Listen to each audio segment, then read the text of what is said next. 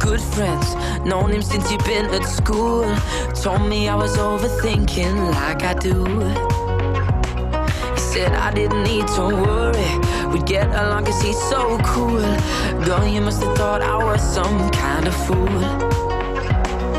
You tell me all the things I wanna hear. When I'm gone, you say you want me near. You look me in the eye, say that we will stay for life. These feelings that we caught won't disappear. Of all the lies I heard, I love you as my favorite. No goodbyes they hurt, I need to hear you say it. One time before I go, a whisper is slow. Of all the lies I heard, I love you was my favorite. Say it slow. Say I love you was my favorite. Say it slow. Say I love you was my favorite. All the lies I heard, I love you was my favorite. No goodbyes they hurt, I need to hear you say it. One time before I go, a whisper and slow. Of all the lies I heard, I love you was my favorite.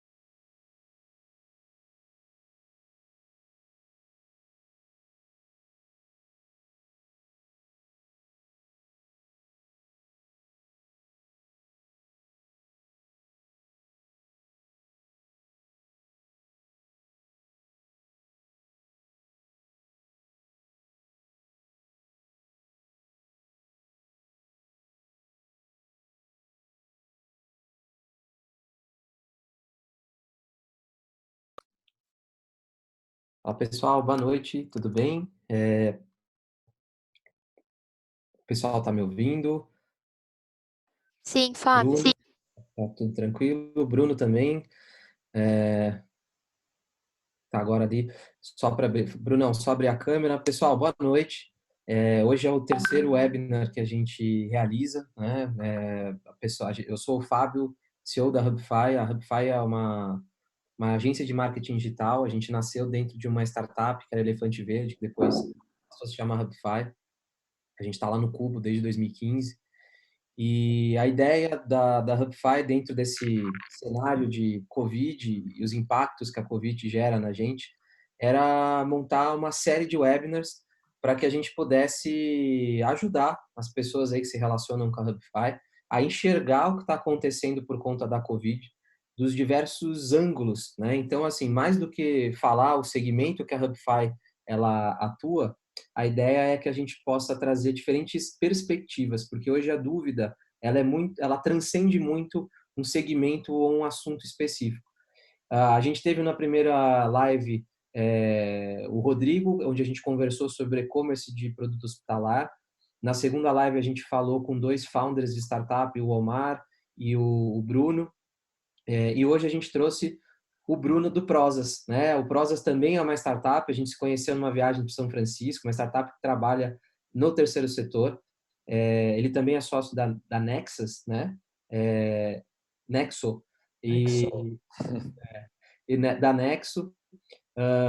Também trabalha no terceiro setor e tem, assim, bastante estrada. Vou deixar o Bruno se apresentar e antes de te agradecer, Bruno, por aceitar o convite. A ideia é que a gente faça um bate-papo, a gente tem as pessoas participando também, aberto para perguntas, e aí a gente vai conversando entre nós e com as pessoas que estão assistindo, tá? A gente deve ficar aqui 1 hora batendo papo sobre o impacto da Covid, as consequências dela no terceiro setor.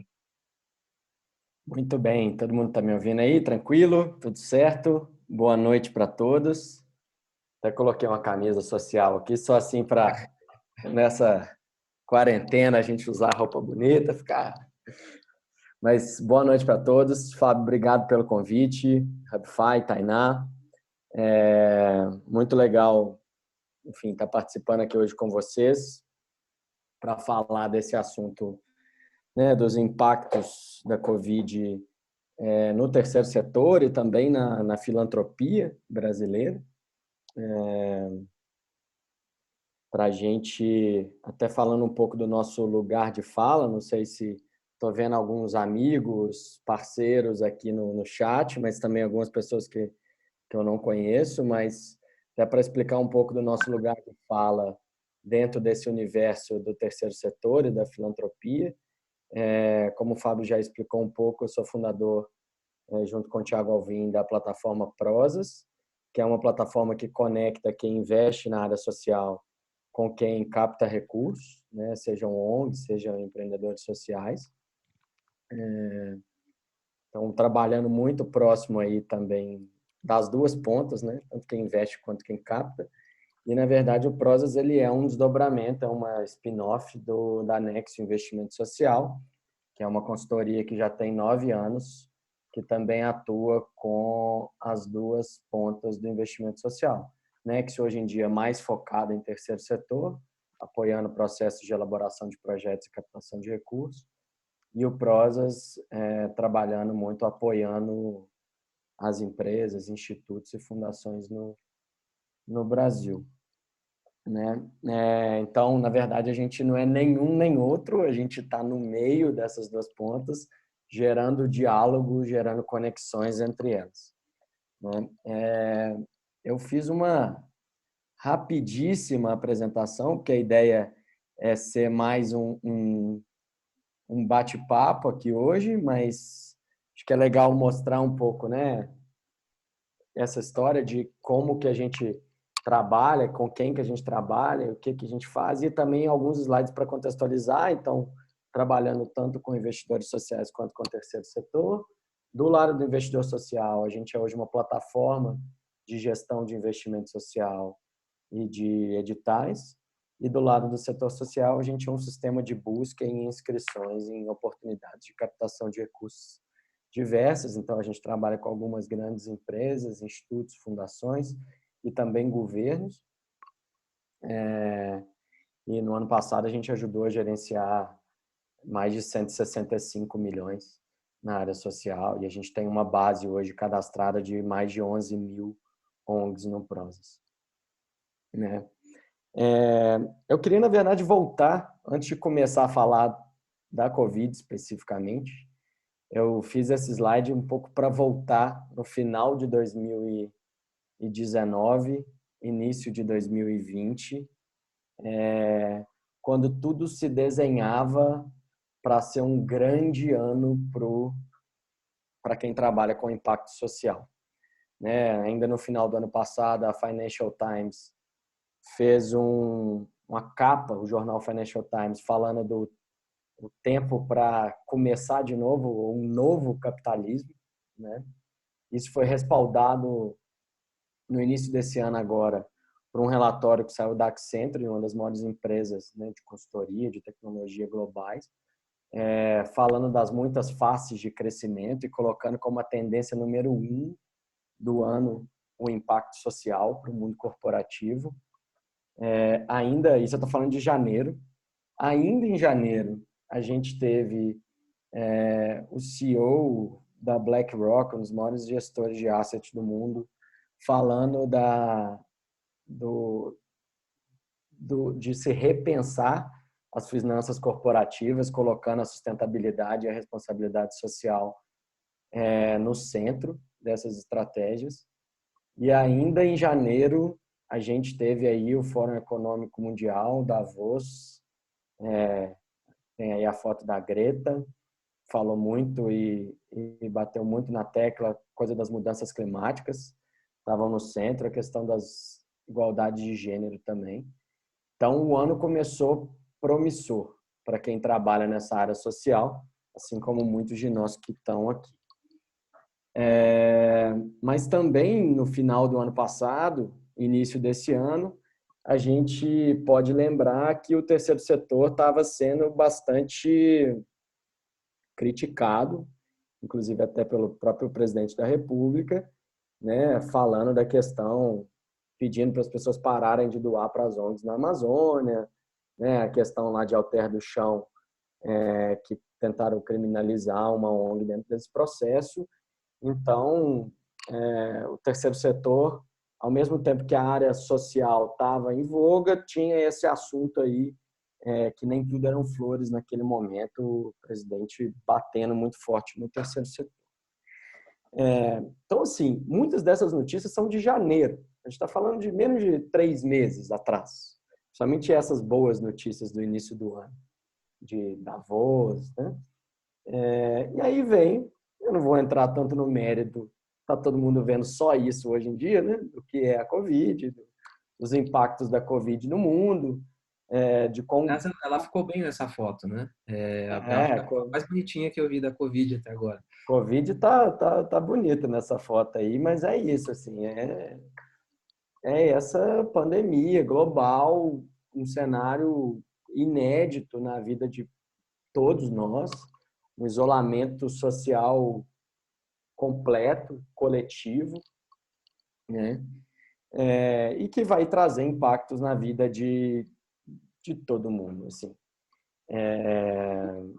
Bruno, eu vejo que, assim, você, das pessoas que eu tenho conversado, é uma das que, respeitado a gravidade da situação, é uma das pessoas que está mais otimistas, né? E eu vejo que a grande maioria ainda está impactado pelo que está acontecendo.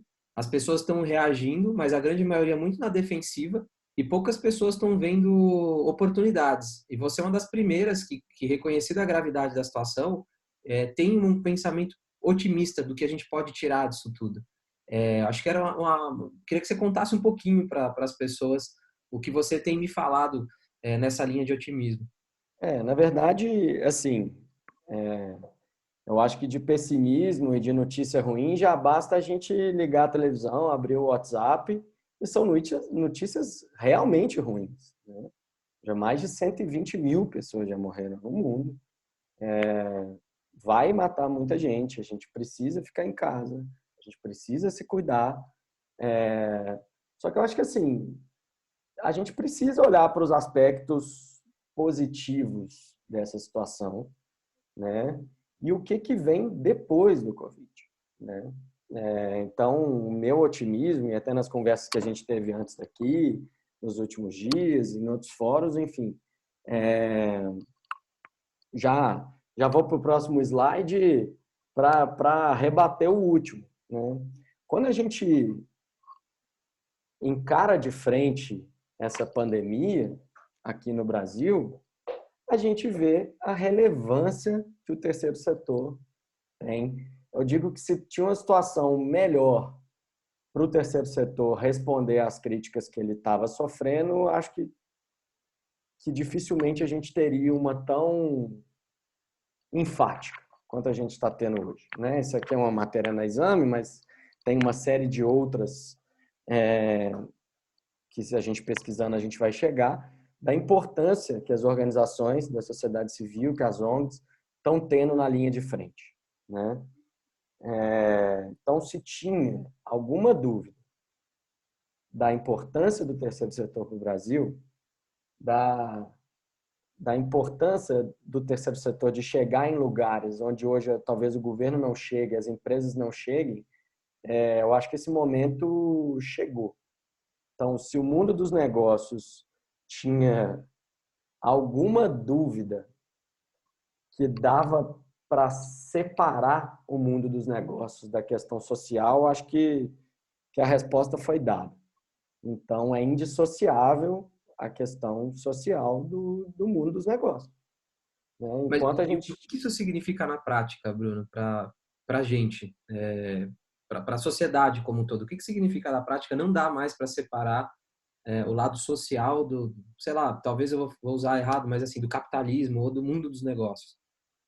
Eu acho que assim, enquanto a gente tiver, porque assim, a gente está numa encruzilhada agora, né? E aí, dependendo de quem você conversa, a gente vê, tem uns que estão indo mais para um lado, mais para o outro, mais para o lado econômico, mais para o lado de saúde.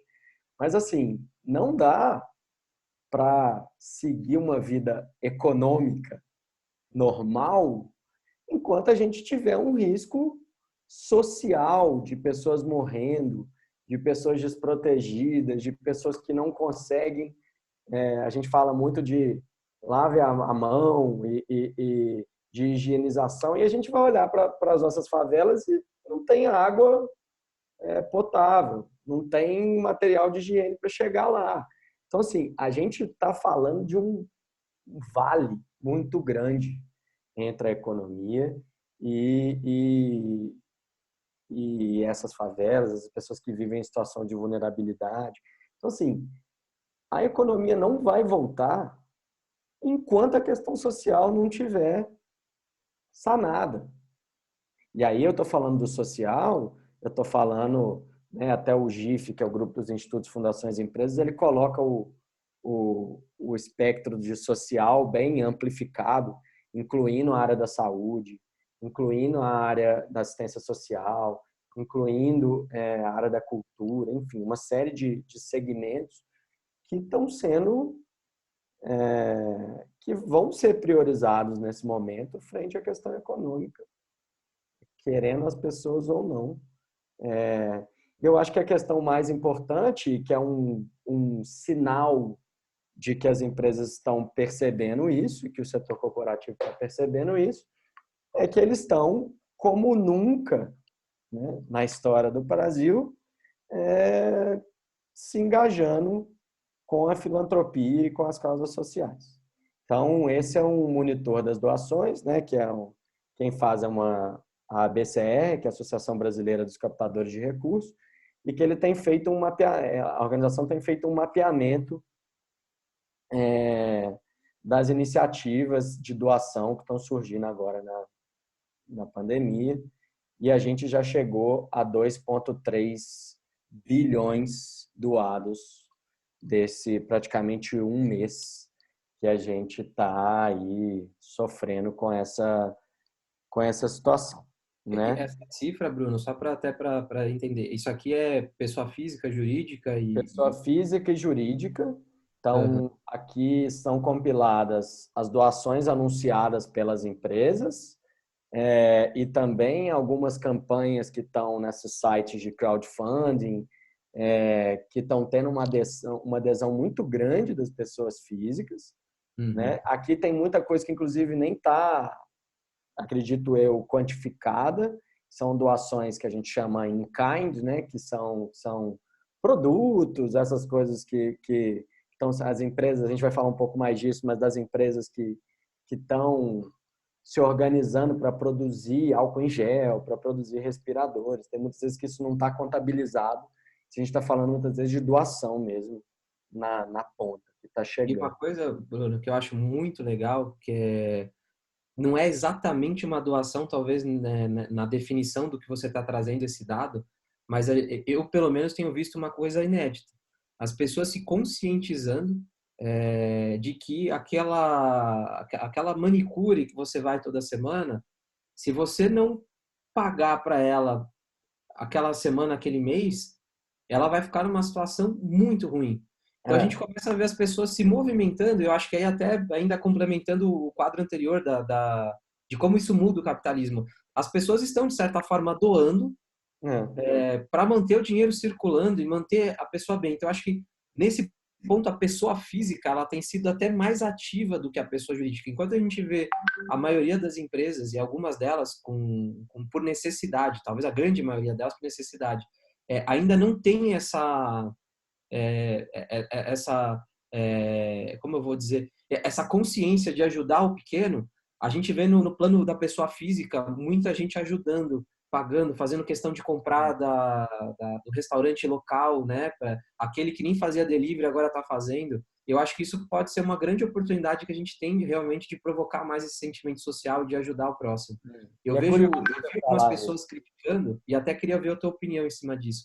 É engraçado que agora a Covid todo mundo ajuda, mas já morria não sei quantas pessoas disso, já tinha não sei quanto daquilo. Mas, poxa, que tal a gente olhar o outro lado? Cara, que bom que aconteceu alguma coisa e a gente está olhando mais para o social, né? Você acha que isso é um movimento que veio para ficar? Eu acho curioso, assim, porque se você me perguntasse o que eu estou doando, provavelmente eu não ia lembrar que eu continuo pagando a diarista que não está vindo, que está em casa e que a gente continua pagando porque a gente entende a importância disso. Então, assim, de fato é um número que, se você fosse contabilizar esse tipo de iniciativa, seria muito maior, né? A gente vai falar um pouco nessa conversa também, eu acho que um pouco de legado desse movimento do Covid, né? Eu acho que a gente também não pode se iludir de que, assim, muitas dessas doações são emergenciais, são para causas emergenciais. Então, não necessariamente tudo isso fica como um legado direto se mantendo, mas é uma oportunidade também das pessoas se atentarem para essa questão da cultura de doação, que é uma coisa que há muito tempo vem sendo discutida dentro de um ciclo até mais para quem trabalha nessa área, né, de investimento social, de filantropia. Isso é discutido bastante nos congressos, nas mesas redondas e tal, mas agora a gente está trazendo isso para um fórum mais amplo enquanto sociedade, né? Mas, assim, também nessa linha, né, a gente tem aí um grande marco histórico, assim como a gente está falando dos 2 bilhões. Acho que é legal só contextualizar um pouco aqueles 2 bilhões, para a gente fazer um comparativo. O GIF, que é um grupo dos institutos, fundações e empresas, ele reúne mais ou menos uns 130 institutos, fundações e empresas que doam para a área social, que investem na área social todos os anos. É um censo que acontece de 2 em 2 anos. E os últimos 2 censos, mais ou menos, deu na casa de 3 bilhões por ano dos maiores investidores do Brasil. A gente está falando que até agora, nesse cenário do Covid, a gente tem mais de 2/3 do que é doado anualmente por esse grupo. Então, a gente está falando uma coisa muito relevante. E ontem a gente teve a notícia do Itaú doando R$1 bilhão, criando um fundo chamado Todos pela Saúde, que é um fundo que vai ter aí um comitê de especialistas na área da saúde gerindo, que tem uma série de destinações dentro da área da saúde, desde conscientização da população até aquisição de equipamentos, aquisição de testes, enfim, isso é até bem novo, então tem muita coisa que ainda precisa ser entendida sobre essa doação, essa operacionalização que vai ser feita até via fundação, pelo que eu entendi. E a gente está falando, muito provavelmente, um dos dados que eu vi algum tempo atrás foi que o Itaú investia por ano, esse é um dado de 2018, na casa de 600 milhões. Então, a gente está falando do Itaú, já com os 150 milhões que ele já tinha doado anteriormente, antes de anunciar o 1 bilhão, a gente está falando basicamente do Itaú doando 2 vezes o que ele costuma doar só dentro desse contexto do Covid. Não significa, pelo contrário, acho que o Itaú vai continuar fazendo todo esse montante de doação, não sei se é o mesmo montante, até porque, enfim, tem questões aí econômicas que podem impactar, mas não é uma substituição, até onde eu entendo, a esses 600 milhões que o Itaú já doava tradicionalmente. Então, a gente está falando de um acréscimo, por isso que é tão relevante isso para a filantropia do Brasil. Enfim, eu particularmente, nesses anos, nunca tinha visto um ticket nesse montante pensando em doação. Você acha que isso deve trazer deve puxar outras instituições desse tamanho, ou até mesmo de tamanhos menores, a fazer o mesmo? E meio que, eu vi, se eu não me engano, eu vi até posicionamento de concorrentes do Itaú elogiando a iniciativa, né? O Santander fez um posicionamento. Oi? O Santander fez um posicionamento no LinkedIn deles e nas redes sociais deles, elogiando e reconhecendo a importância disso. Enfim. Então, isso é muito... Eu quis bater nessa tecla porque eu estava vendo o Brasil hoje, ele é o 91º país em volume de doações, né? A gente tem na outra ponta, lá em cima, os Estados Unidos, que ano a ano fica em primeiro lugar nesse ranking. O que você acha que podia acontecer aqui no mercado brasileiro para que a gente tivesse uma cultura mais forte de doação? Que a gente, não, de repente, não perdesse essa oportunidade de deixar isso na nossa cultura como um legado. A gente não tenha... que isso não suma no próximo ano, ou que não precise de uma nova Covid para trazer esse sentimento mais social. Eu acho que assim, os Estados Unidos têm algumas questões que são questões mesmo até legais e tributárias, principalmente quando a gente fala de incentivos fiscais.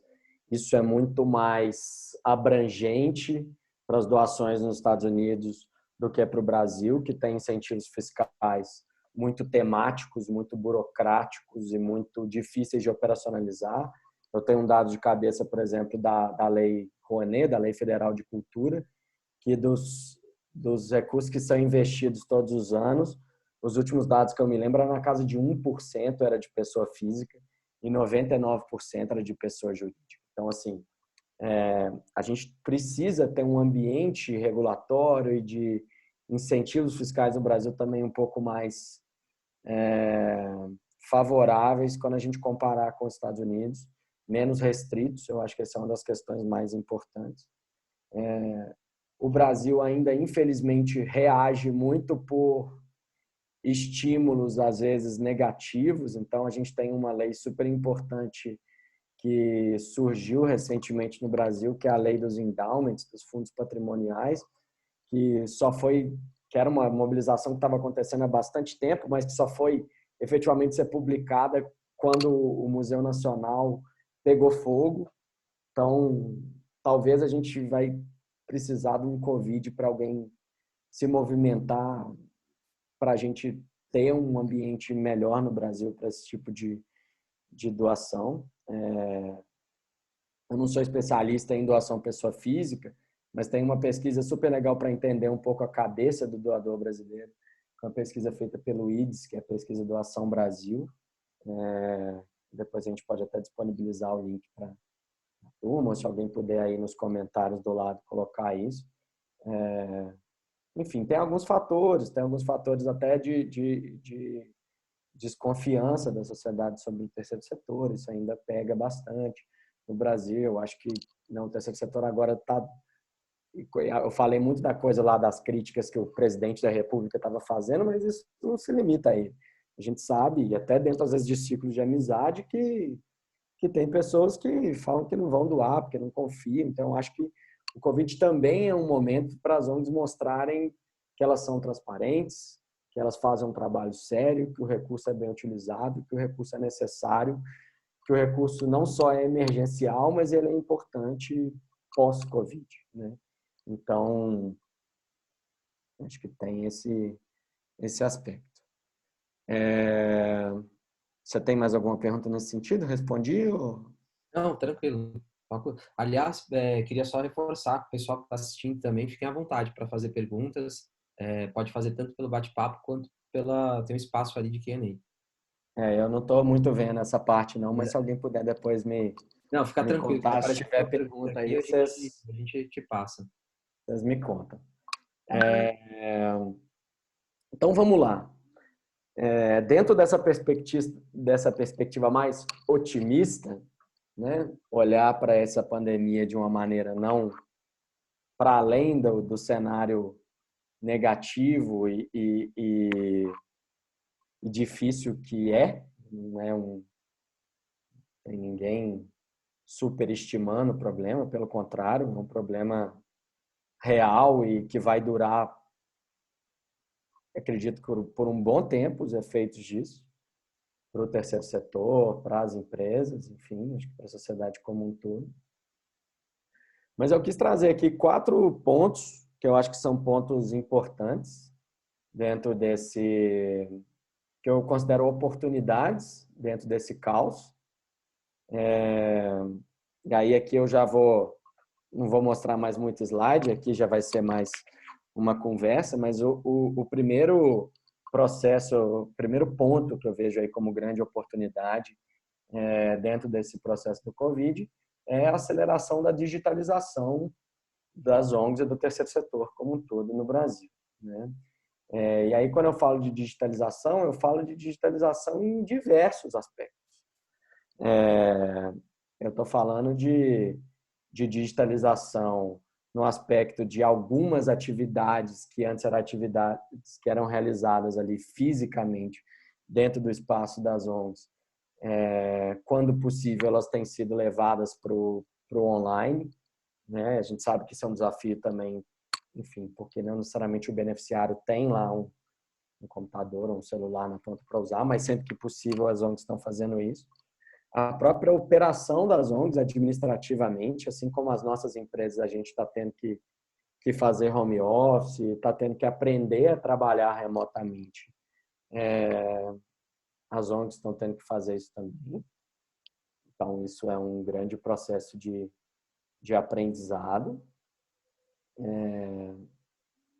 E principalmente a parte de captação de recursos, porque quando a gente fala e a gente olha, né, para o mix de fontes de captação de recursos para as ONGs, você tinha ali alguns caminhos que eram necessariamente presença física. Eventos, bazares, isso nesse momento está inviável.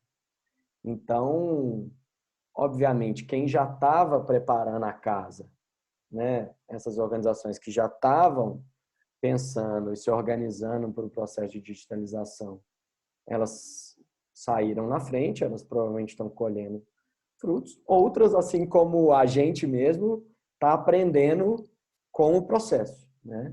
Então, acho que aprende com mais dor, mas eu acho que é um aprendizado. E aí estão aí os programas de crowdfunding, as vaquinhas, as benfeitorias, que são sites que estão tendo campanhas fabulosas, os resultados de doação online.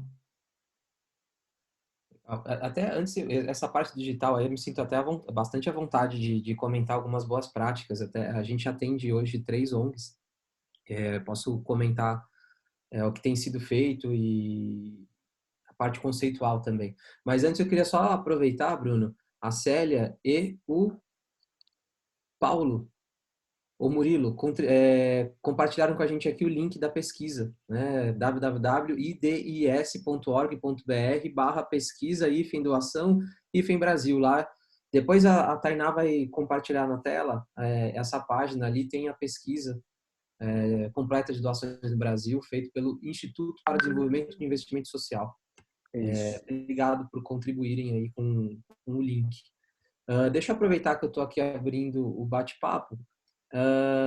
O Paulo faz um comentário que eu acho também super pertinente, né? Acho que não é só a questão da cultura de doação, que não tem muita força no Brasil, mas também a questão do voluntariado. Aliás, quem comentou isso foi a Maria Carolina. Lá nos Estados Unidos as pessoas também se voluntariam mais. Uhum. O Paulo, na verdade, o comentário que ele faz é a pouca transparência de a falta de transparência ou a pouca transparência de muitas entidades acaba atrapalhando essa cultura de doação. E aí, até aproveitando, vou pegar o gancho do digital, né? O que a gente observa? O Bruno, você tinha até um dado interessante um tempo atrás, quantas ONGs nem site tinham, ou seja, elas não existiam na internet.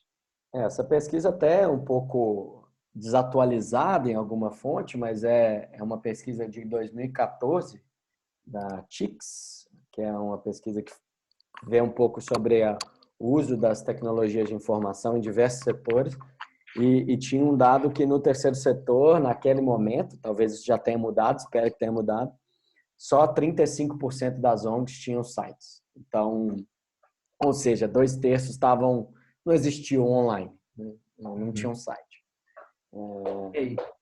E assim, hoje e acho que a Covid ela escancarou isso, né?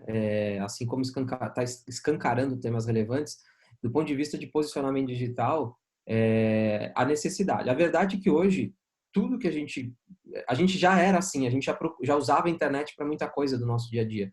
E agora para todo mundo em casa, por obrigação, a importância de uma presença digital é muito grande. E a imagem de uma empresa, de uma ONG ou até mesmo de uma pessoa, ela é medida hoje pelo que as pessoas conseguem visualizar dentro do ambiente online.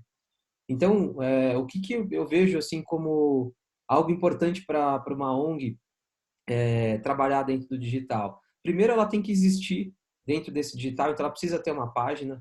Essa página precisa passar uma boa imagem, então assim, uma boa comunicação, precisa ser fácil da pessoa entender o que está ali, precisa ser um canal relevante de conteúdo, então por isso até que eu peguei esse gancho. Se a ONG utilizar esse canal para ser transparente, contando as ações que são sendo executadas, como é que isso é executado, talvez até expondo ali onde é direcionado o investimento, tudo isso aumenta uma percepção positiva dessa ONG e com certeza isso traz mais doações também. Como eu comentei, a gente atende já algumas ONGs e o que a gente observa? Não é só... aumentou assim absurdamente o nível de doações por conta da Covid, mas as pessoas elas estão doando muitas vezes para um amigo que vai pegar e montar cesta básica e levar em algum lugar. Por quê? Não adianta só ser uma ONG, anunciar doe para mim, porque as pessoas elas não vão se conectar. Elas querem conhecer um pouco mais da ONG, querem saber quem é que ela está ajudando, como é que esse dinheiro está sendo empenhado, querem ver as fotos do que está acontecendo, né? E eu acho que nesse campo o digital ele exerce um papel de protagonista. Assim como empresas, às vezes tem empresas que não são tão boas, mas elas têm uma imagem bem colocada, elas têm um sucesso maior. As ONGs também que conseguirem trabalhar essa questão dentro do digital também tem uma oportunidade muito grande, onde a gente tem pessoas mais conscientes que precisam doar. Se elas aproveitarem de se colocar bem nesse ambiente digital, a oportunidade de maior captação, de maior doação agora ela é muito grande.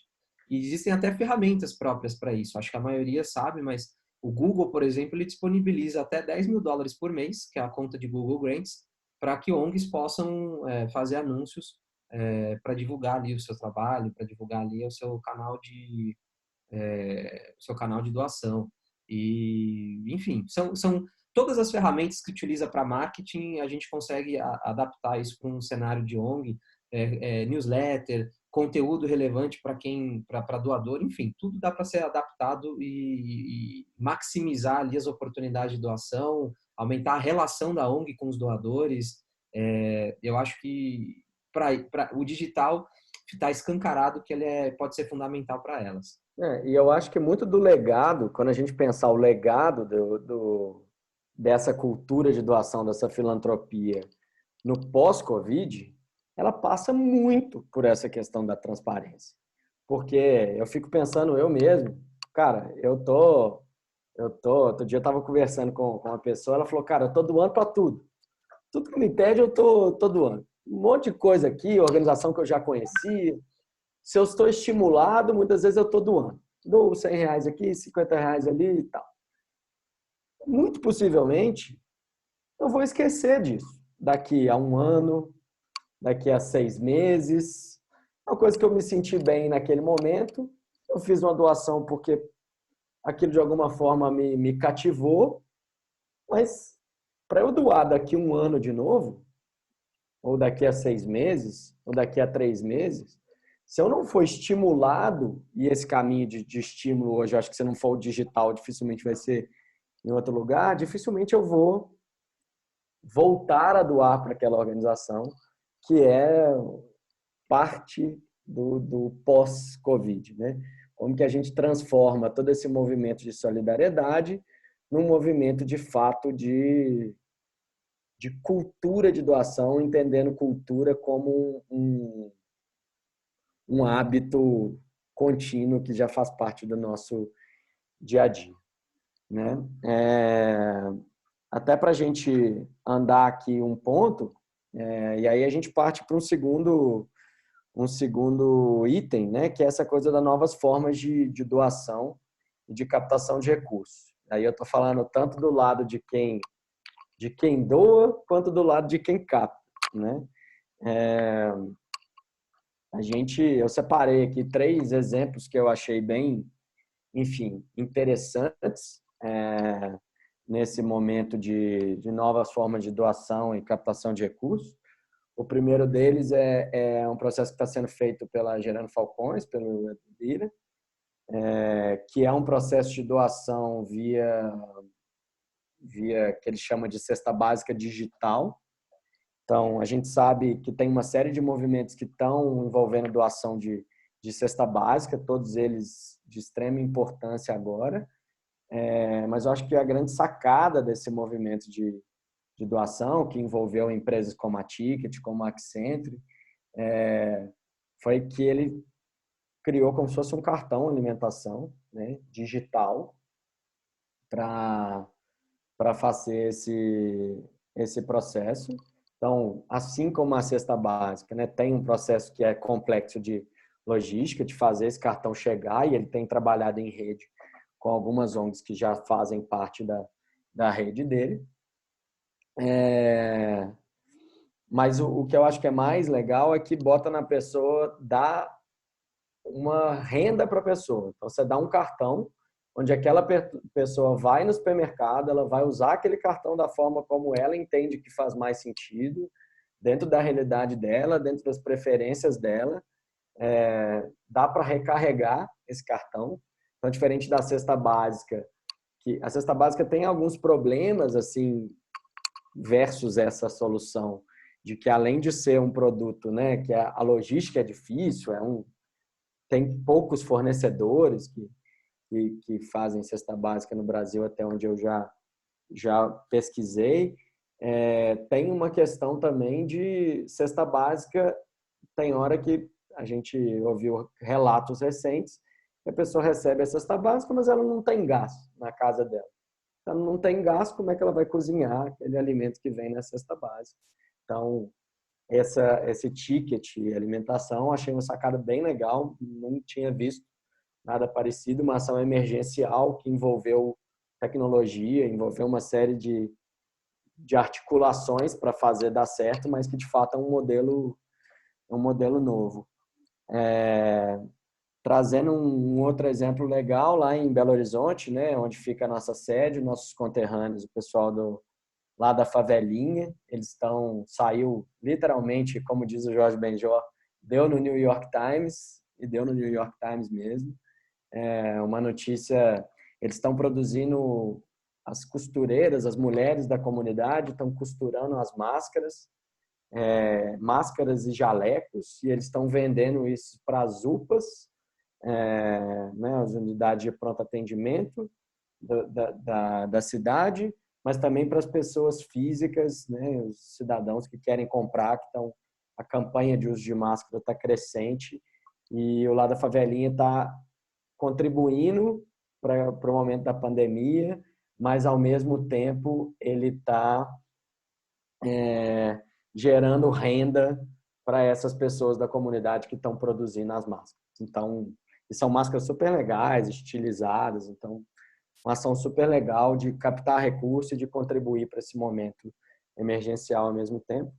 E um outro aspecto que para mim é um fenômeno, assim, eu estou bastante impressionado com o que eu tenho visto, que são essas lives que esses artistas estão fazendo. Até vi recentemente um artigo da Patrícia Lobacaro, que era presidente da Brasil Foundation no Brasil, que ela trouxe alguns dados super legais sobre isso. Várias lives dessas, principalmente dos cantores sertanejos, bateram recordes mundiais de visualização simultânea no YouTube, e todos eles têm um QR Code e a pessoa está às vezes ali na casa dela, aponta o celular para o QR Code, faz uma doação. Conheço várias pessoas e aí o pessoal vai, compartilha assim nas redes sociais, que doou. Então tem aquela coisa do afeto, às vezes, com o artista que contribui muito, né, para esse processo. E eu acho que o legal dessas lives é que nitidamente eles estão preocupados de mostrar que estão em casa dentro dessa live, né? Não é uma... Tanto que eu acho que o Bruno e Marrone, por exemplo, ali foi uma coisa emocionante, não tanto pelas músicas, mas mais pela forma como eles estavam conversando. Parecia que a gente estava dentro do churrasco mesmo da casa deles, né? E isso é uma coisa muito importante para a comunicação dentro do ambiente online. Quanto mais humanizado ele é, quanto menos formal, quanto menos protocolar ele menor é o espaço da gente se conectar. Então, a gente tem que aproveitar para respeitar do ambiente onde a gente está.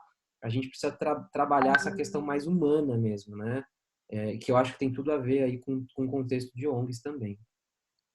Muito bom, eu acho que é bem pertinente esse ponto mesmo, da proximidade que as pessoas têm, né? Um terceiro ponto, até para a gente poder falar um pouquinho de desafio também depois, mas um terceiro ponto é como que algumas empresas, para além da questão da doação financeira, elas ressignificaram as suas doações e seus produtos. Então, peguei, por exemplo, alguns exemplos aqui da IP, a empresa que faz, né, detergente de lavar roupa, que adaptou em tempo recorde o processo de produção dela para fazer álcool em gel. Sei até que ela buscou parcerias com outras empresas químicas, como a própria BASF e tal, super bacana. A Ambev fez isso também com álcool em gel, usando, né, a linha de produção dela. As montadoras fazendo isso com as linhas de produção delas, montadoras de veículos, para montar respiradores, né, para esse momento também de emergência. E a Gerdau, que adaptou um processo dela lá de produção para fazer impressão 3D de máscaras para distribuir. São 10 mil máscaras para distribuir para profissionais de saúde, junto com uma organização de mulheres que trabalham com a impressão 3D. Então, são 3 empresas que usaram suas linhas de produção, ressignificaram os seus produtos. E assim como essas 3 ou 4 que eu mencionei, tem uma série de outros. Já dando um spoiler que eu ia falar no final, mas a gente, logo depois que acabar essa live, eu resolvi fazer eu e o Thiago, meu sócio, a gente resolveu fazer um artigo reunindo todas esses aprendizados que a gente já teve até aqui, enfim, que ainda é um processo de aprendizado, né, diário e contínuo, mas a gente vai fazer um artigo que, inclusive, tem uma série de links. Então, a gente reunir ali tudo que a gente acha de mais relevante até agora, de estatística, de portais e de conteúdo e tal, a gente está colocando nesse artigo. tá? Vai estar lá no meu LinkedIn, depois procurem lá Bruno Barroso no LinkedIn, vai estar por lá. Um quarto ponto que eu queria destacar é como que algumas causas saem fortalecidas desse movimento. Acho que a primeira delas que me vem à cabeça é a área da saúde. Se a gente pega, mais uma vez lá, me remetendo à pesquisa do GIF, o censo GIF, se a gente vê as áreas que as empresas mais investem e mais atuam, a saúde era uma das 5 que elas menos atuavam, historicamente. Se a gente olhar isso no último censo, esse dado está lá. E ela sai muito fortalecida. As pessoas passam a entender o tanto que a saúde pública é importante no Brasil. As pessoas passam a entender o tanto que a saúde pública no Brasil passa por hospitais que são filantrópicos, que são terceiro setor, e que dependem de captação de recursos. Então, acho que a área da saúde tem um caso super legal do Comunitas, que já captou, que é uma organização de São Paulo, que já captou mais de 25 milhões de reais para comprar respiradores aqui em São Paulo. A meta era muito menor, mas o processo deu super certo e eles já fizeram a captação recorde. Eu sei que o IDES está fazendo isso também, tem outras organizações. Acho que tem uma relevância muito grande esse momento para as organizações que trabalham em periferias, organizações de base comunitária. Eu vi 2 notícias recentes super legais dentro desse momento do Covid. Por exemplo, da Associação dos Moradores de Paraisópolis, que dividiu Paraisópolis em uma série de zonas, vamos dizer assim, e elegeu presidentes de ruas, e as pessoas estão ajudando a manter as pessoas em quarentena, em isolamento social. Então, é uma organização social atuando num território e contribuindo para esse momento emergencial. Da mesma forma, lá no Rio de Janeiro, a ONG lá que atua na Maré, Redes da Maré, deixa eu não fugir do nome aqui, mas a Redes da Maré fazendo um trabalho super legal de ajudar a mapear a partir de dados quais são as pessoas que estavam em situação de mais vulnerabilidade ali dentro daquela comunidade, que tem 140 mil pessoas que vivem ali. Então, me parece que é outro tipo de causa, outro tipo de organização que ganha força nesse momento. Vai perguntar alguma coisa, Fábio? Quando você abre aí, eu já... Não, eu não queria te atrapalhar. Na verdade, tem uma pergunta. Eu ia esperar você dar a pausa para fazer. Não, pode perguntar. A Célia trouxe aqui para a gente uma pergunta, né? De que maneira o apoio de empresas em ações voltadas ao Covid-19 afetam a captação de projetos no segundo semestre, principalmente para aqueles projetos aprovados nas leis de incentivo? Eu acho que, na verdade, afeta muito, mas são coisas separadas. Vamos lá.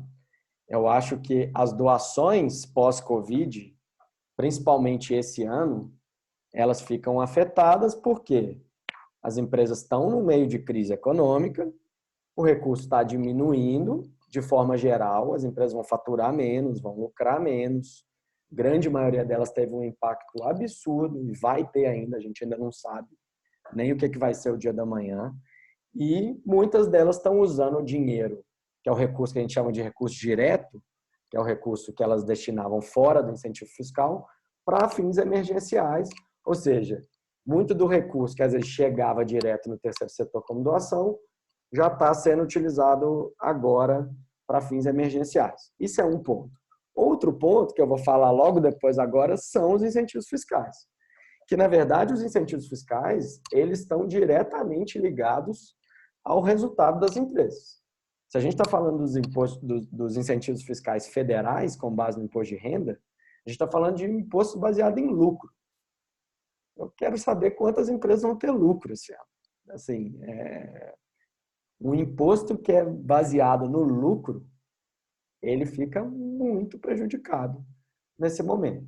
Mas não é pelo fato das empresas já terem doado agora, no primeiro semestre. Eu acho que a gente já está vendo alguns movimentos pontuais assim com incentivo fiscal, mas a maioria das doações agora nem são incentivadas. A maioria das doações agora são doações com recursos próprios, orçamentários, que as empresas estão desembolsando. Então, a sua resposta tem duas partes. Parte, o recurso orçamentário vai diminuir, porque já foi feito agora, e o incentivado vai diminuir, porque o resultado das empresas vai diminuir, vai faturar menos, vai lucrar menos. Então, essa é a resposta para essa questão específica. Um terceiro ponto só da parte das causas aqui, que eu acho que vão sair favorecidas, é a questão do consumo consciente. Eu acho que assim, passa tanto por essa questão que o Fábio já comentou em determinado momento, de comprar dos pequenos empreendedores, as pessoas estão entendendo a importância dos comércios de bairro nesse momento, de fomentar esse comércio local, esses pequenos empreendedores. Isso faz parte de uma lógica de consumo consciente. Eu vou dar um depoimento até meu aqui, mas em tempos normais, eu fico pouco em casa, mas agora que eu tô em casa, eu estou muito impressionado com a quantidade de lixo que a gente gera diariamente, porque às vezes quando a gente está num escritório, num espaço onde tem alguém que faz esse trabalho pela gente, né, importante de recolher o lixo e separar o lixo, a gente às vezes não percebe o tanto de lixo que a gente está gerando. E quase que inconscientemente, a minha primeira doação para o Covid foi justamente para uma organização que trabalha com catadores de lixo para manter esses catadores em casa. Então, depois que eu fui perceber, putz, eu acho que a primeira doação foi justamente por isso, que eu fiquei com essa imagem do lixo que eu estou gerando na minha cabeça e da importância dessas pessoas para a minha vida. Enfim, então esse é um outro aspecto que eu acho que pode sair ganhando, né? Tudo ainda é uma base de adivinhação, de achismo, mas eu acho que tende a ser um... Oi?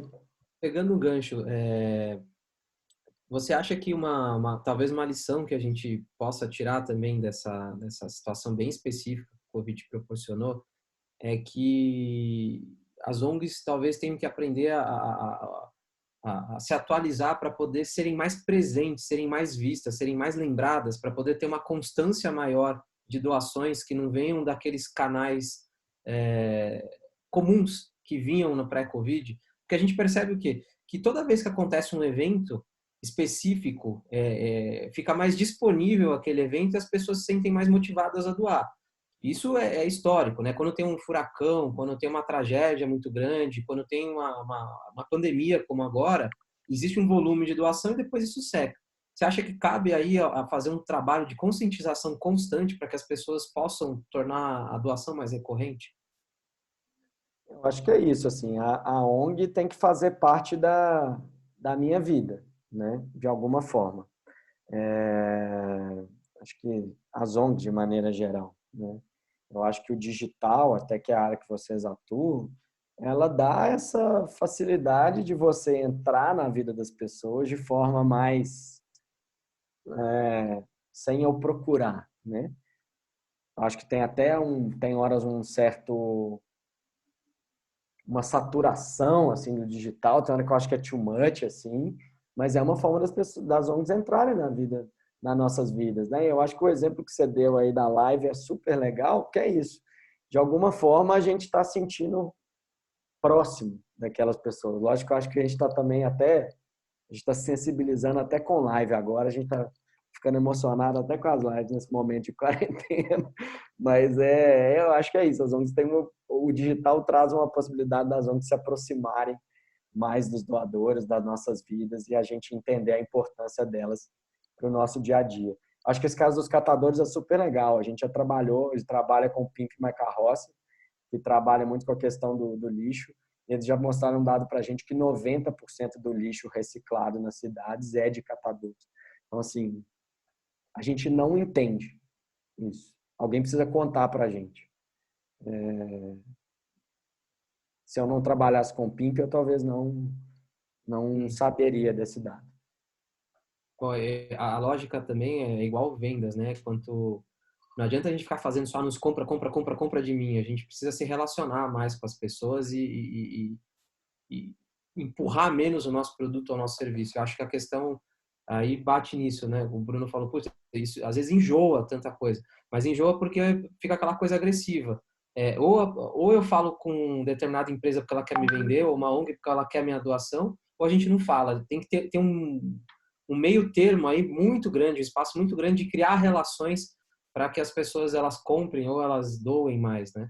Ô Bruno, deixa eu aproveitar aqui, tem uma pergunta da Emilene. Boa noite. Diante do que você falou sobre incentivos fiscais, o que você sugere que as ONGs que trabalham com captação via incentivos fiscais façam principalmente nesse segundo semestre para sobreviverem? Tá. Eu vou passar aqui agora para o próximo slide, que um dos tópicos é incentivo fiscal, e aí eu já vou começar por ele. Então, tá? Eu acho que a primeira dica que eu dou, e aí que eu acho que vai responder até mais diretamente, a gente na semana passada, o Thiago Alvim, meu sócio, a gente fez um webinar como esse, a gente participou como convidado de um webinar da Fomenta, que está com uma iniciativa super legal que chama Portal de Impacto. Diariamente eles estão tendo webinars sobre diversos temas ligados ao terceiro setor e a gente falou especificamente sobre isso, né?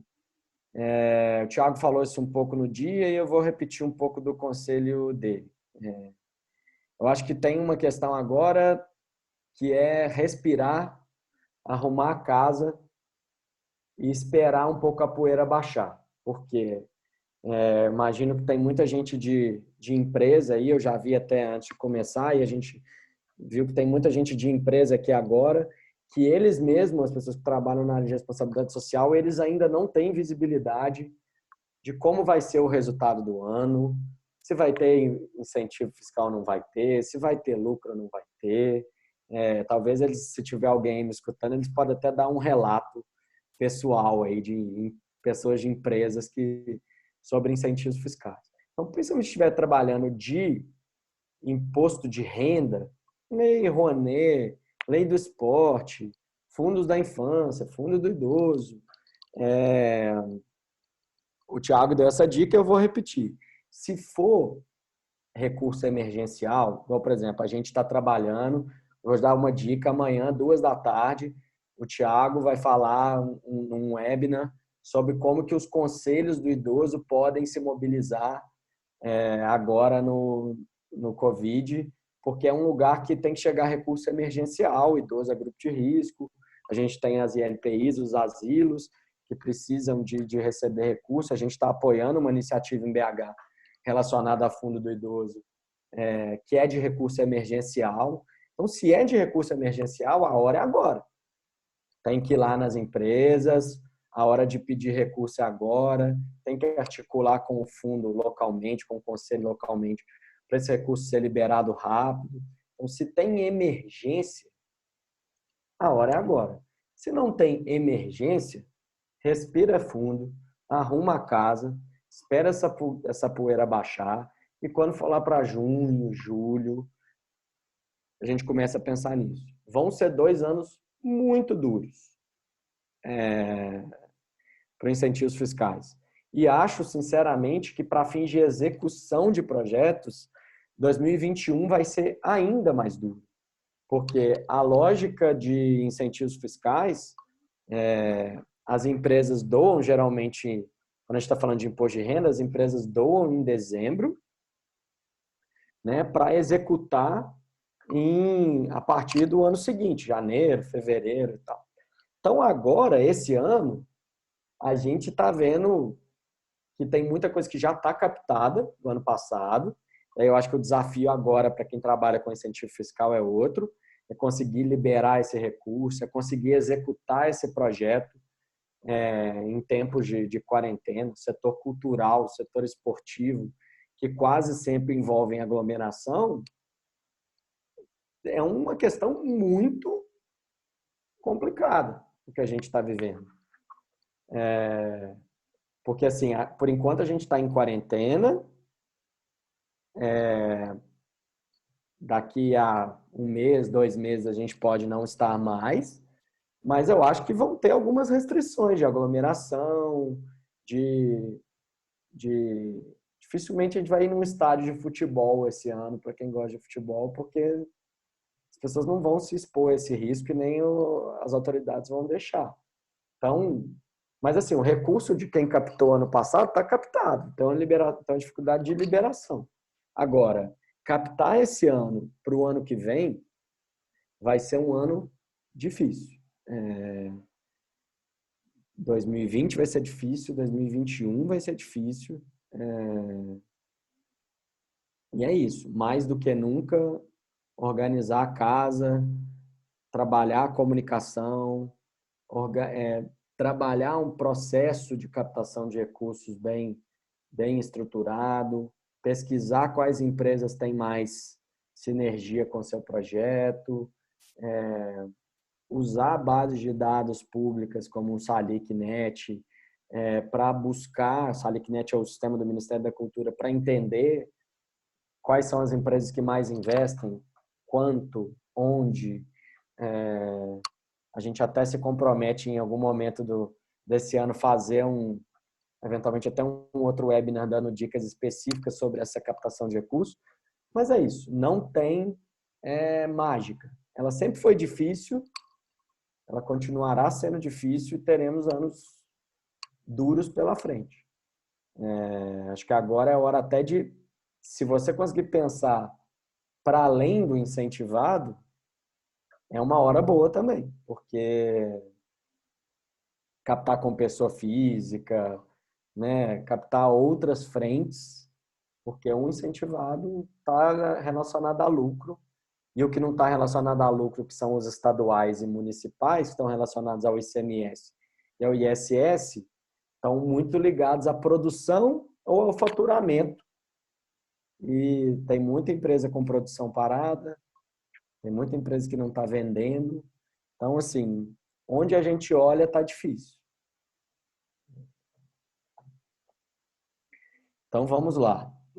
Agora eu vou voltar para a ordem que... E aí eu vou ser mais rápido aqui agora, até porque quero manter o tom otimista da primeira parte, não quero deixar as notícias ruins para o final, ou as mais preocupantes para o final. Né? Eu acho que agora tem um desafio e que eu acho que aqui não tem... Acho que esse primeiro tópico, né? Que é como que a gente sobrevive a esse caos. Eu acho que tem muito mais conselho no sentido motivacional de olhem para dentro de casa, olhem onde dá para cortar, olhem onde tem uma gordura, onde dá para dar férias. Enfim, eu acho que vão ser tempos difíceis pela frente, né? Tenham resiliência, o terceiro setor está acostumado a ter resiliência e a gente vai precisar disso mais do que nunca. Oi, Fábio. Ô Bruno, veio até uma pergunta na sequência do Murilo. Se você entende que o que acontece com a área de educação à distância pode ser uma área que receba mais incentivos, inclusive para apoiar as ações de geração de renda? Então, eu acho que assim, a área de educação, se a gente estava precisando de um empurrão para digitalizar a educação no Brasil, é agora. Vou falar por mim, eu não tinha hábito, um exemplo que não está necessariamente ligado a essa, talvez, educação que o Murilo está falando, mas assim, eu não tinha hábito de consumir webinar, conteúdo online. Pelo contrário. Agora eu estou me sentindo muito mais confortável para consumir esse tipo de conteúdo. E eu acho que a gente está tendo um estímulo, assim, tanto para o professor, que de uma hora para outra teve que começar a se adaptar a isso, não teve escolha, o aluno.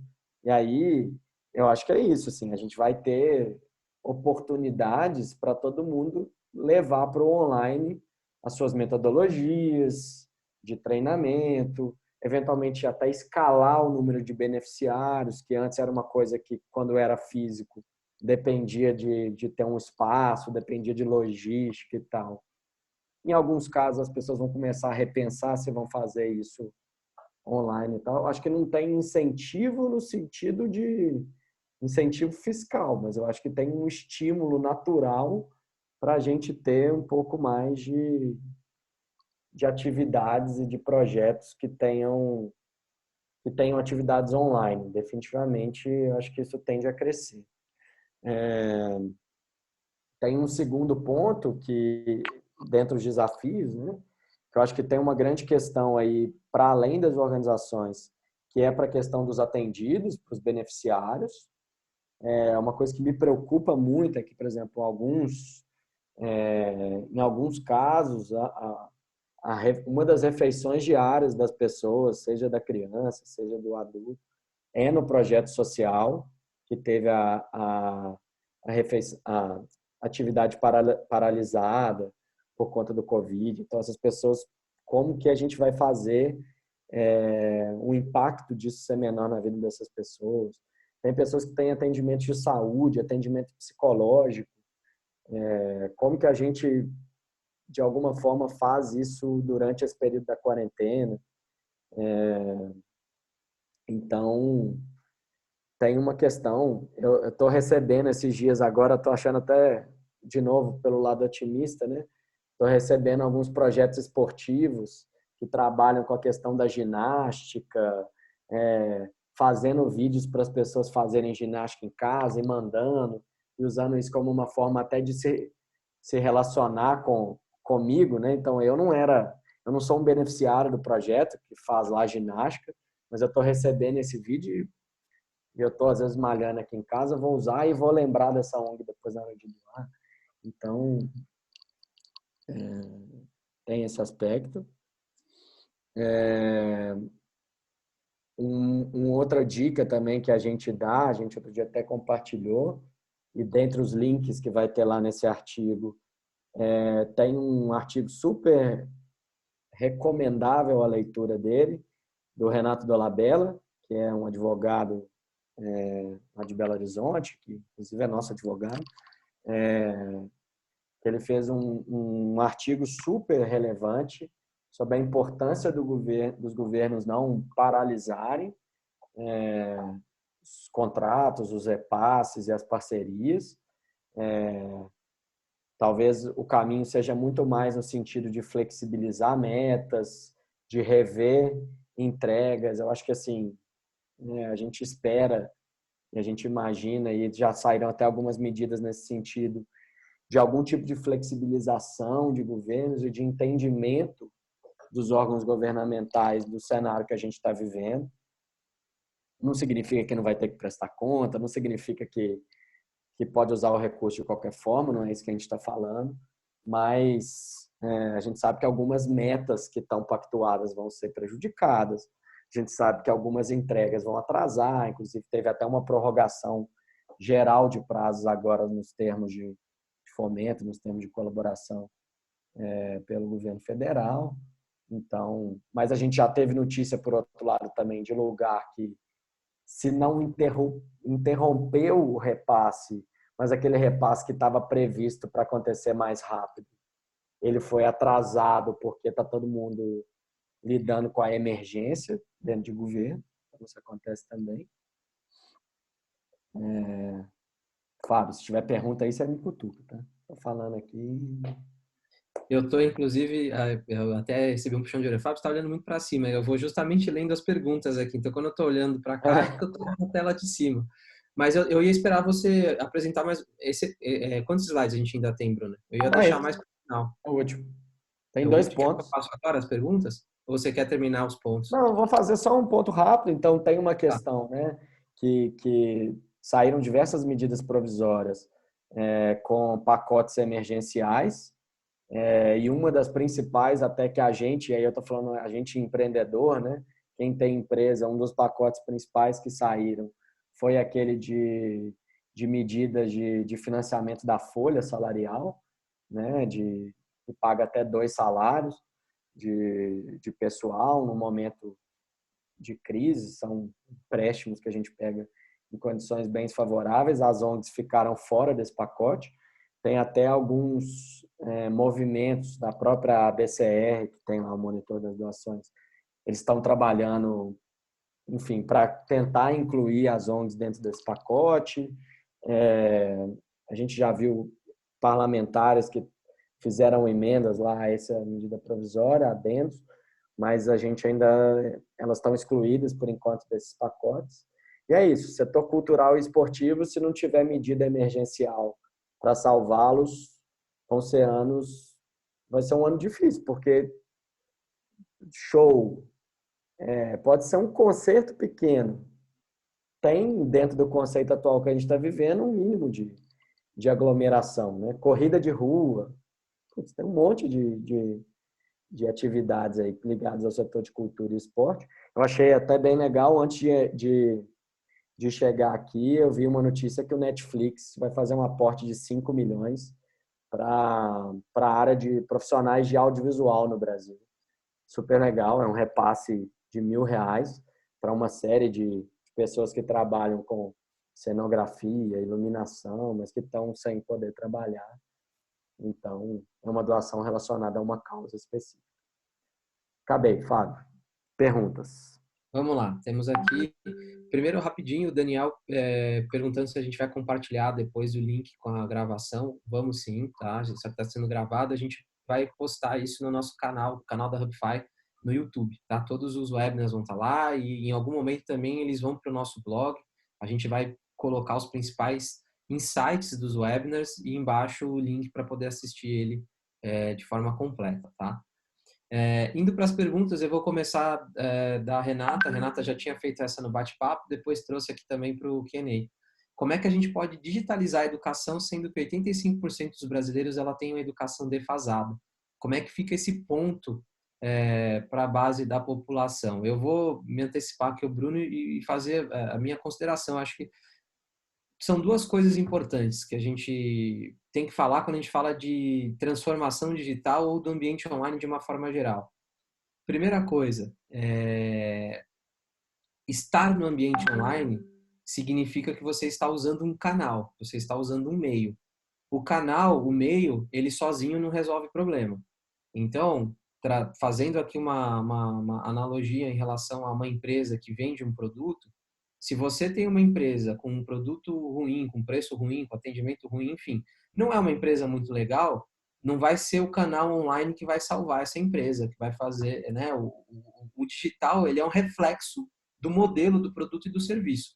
Ele é importante, porque não adianta também eu ter tudo de bom e não saber escoar esse conteúdo, esse material, esse produto, enfim, mas ele sozinho, ele não resolve o problema. Então, se hoje no Brasil existe um problema de educação, onde 85% dos brasileiros eles têm uma educação defasada, simplesmente ter no digital não resolve. Tem que ter uma política pública, tem que ter um plano de ação do qual o digital pode ser uma ferramenta que auxilia nessa solução. Então, sozinho não vai resolver. E aí o segundo ponto tudo que a gente fala de transformação digital, e esse termo transformação digital, ele cada vez fica mais famoso, e agora até existem as brincadeiras de que quem foi o responsável pela transformação digital da tua empresa, né? CEO, CTO e Covid, né?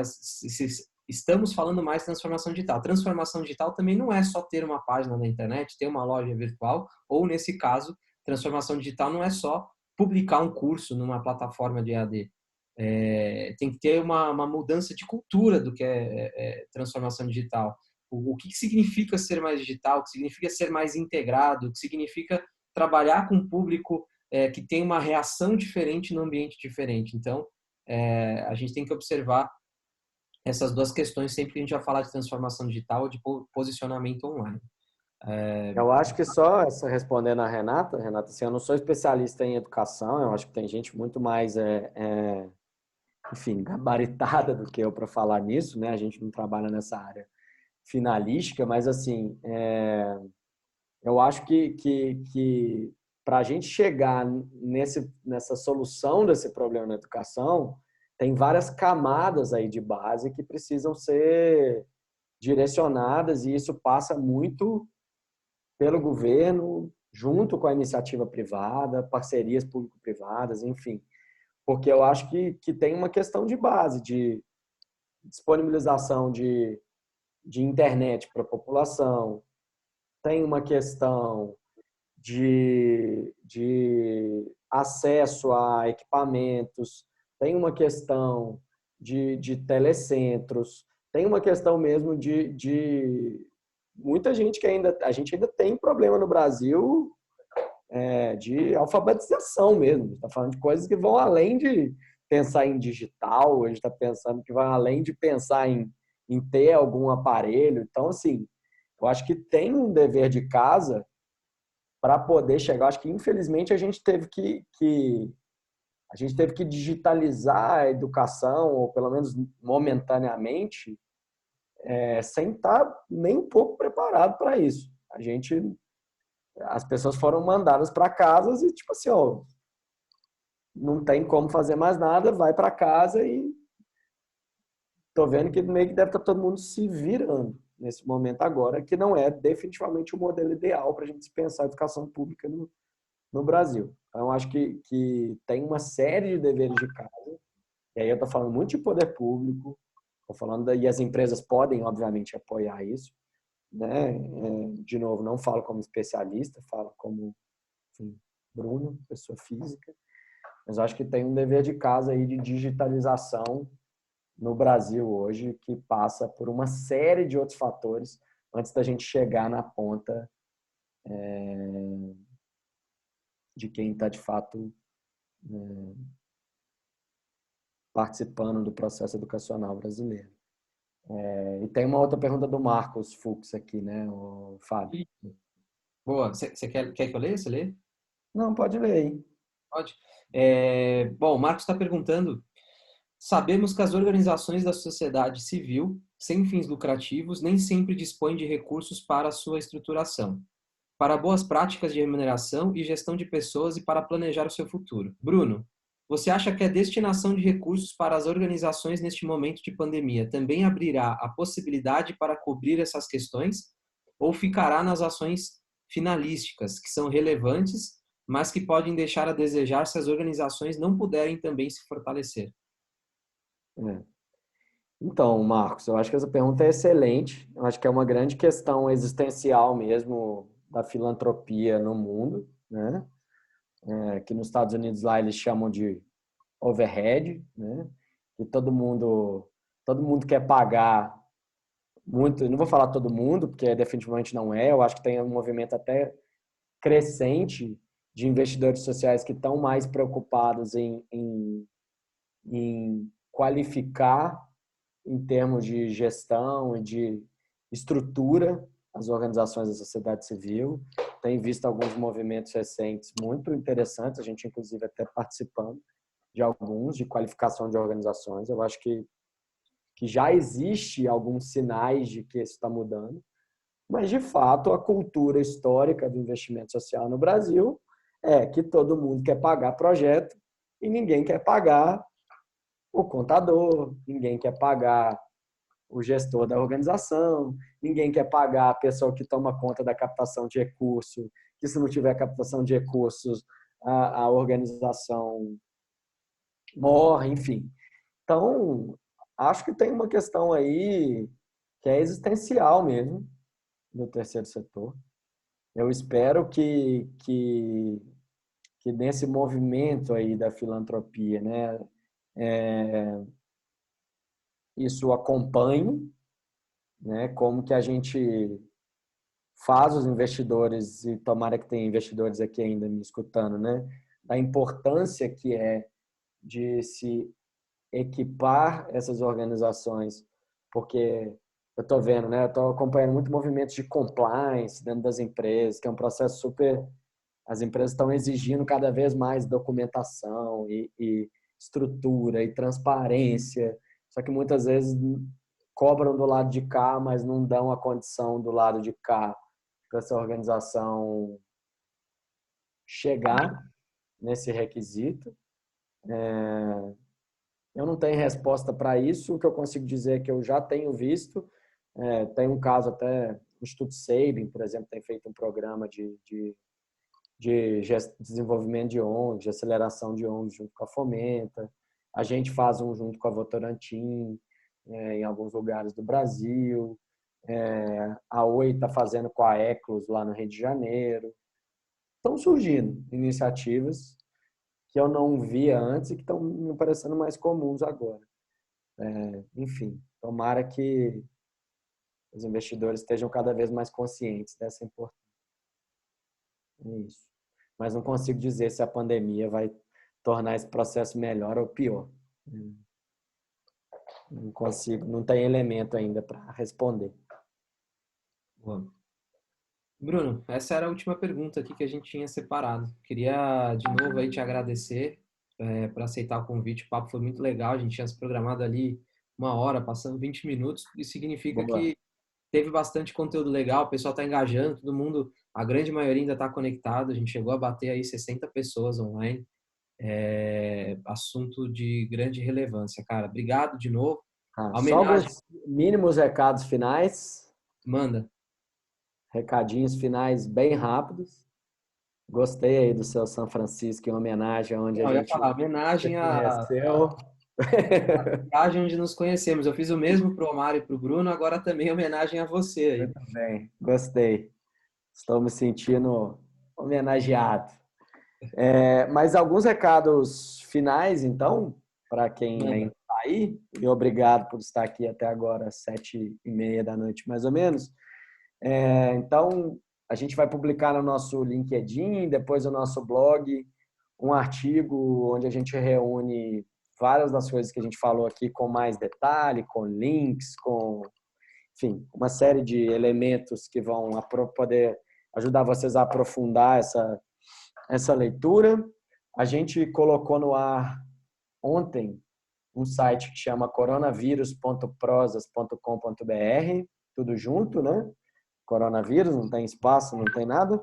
coronavírus.prosas.com.br e é uma página do Prosas, onde vocês já buscam editais, quem é do terceiro setor, mas com editais específicos com foco no combate ao Covid. Amanhã, 14h, e a gente pode mandar depois para vocês também, ou vocês podem ver lá no nosso LinkedIn do Prosas, no Instagram do Prosas e da Nexo. Vai ter um webinar do Thiago, meu sócio, junto com o Instituto Ânima, para falar sobre a atuação dos conselhos e fundos de idosos agora nesse momento da Covid. Enfim, eu acho que no geral é isso. Se alguém que está me ouvindo é de investidor social e quiser fazer alguma ação emergencial para o Covid, algum edital, alguma coisa do tipo, a gente está fazendo uma ação especial que a gente está cedendo o uso do Prosas gratuito especificamente para atividades voltadas emergenciais para o Covid. A gente, inclusive, já está com uma articulada agora que a gente vai avisar em breve, uma ação grande aqui em São Paulo. Muito obrigado a todos vocês. Quem tiver dúvida, estou no LinkedIn. LinkedIn acho que é o melhor lugar. Bom que a turma já vai lá para ver o artigo que a gente vai colocar no ar. Fábio, muito obrigado. A gente caminha depois a gravação. Geralmente, quando termina o evento nosso, a gente faz uma selfie, mas a gente não vai fazer selfie em tempos de Covid. Fica aqui o nosso registro, então, de agradecimento aí ao Bruno, a todo mundo que assistiu. A gente vai mandar depois o link com a gravação. E não deixem de ler o artigo do Bruno, que ficou bem bacana lá no LinkedIn. Valeu, gente. Obrigado, Bruno. Obrigado, Prosas. Um abraço. A gente se vê no próximo webinar. Valeu, gente. Até mais.